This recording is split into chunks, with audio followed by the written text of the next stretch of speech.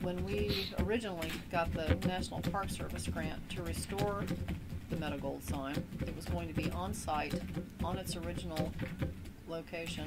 And just months after we got this grant to restore the sign, the building changed ownership, and the new owner did not value the sign nor the building, and let us know that he intended to take both of them down and put them in the landfill. So we did everything we know to do. We met with the new owner. We put forward all the information we could about why the sign was important, and he then allowed us to go ahead and take the time to label the parts of the sign, dismantle it, and store the sign until we could find a new location for it. As we were taking it down,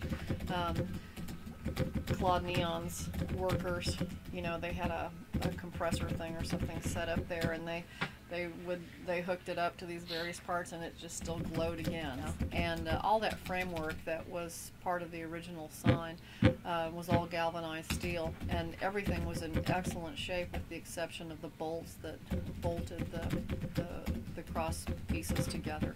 However, we were advised, once the city took ownership, the city of Tulsa took ownership of the sign, that when it was going to be re-erected, that we would replicate those pieces with new metal. Now, when did you find a new location? Well, we looked at so many different locations for it, and some in the downtown within the IDL, some just on the outside of just outside the interdispersal loop.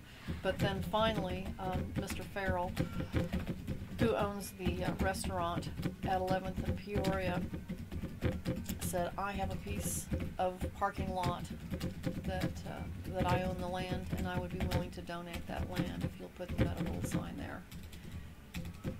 And this was the best news we could have possibly received because of its location, again, of course, on Route 66. It's a Route 66 icon. Also, I love its location from the standpoint that it's, again, set in from the street by one building, and the pavilion that was built for it replicates in scale the building upon which it sat for 65 years.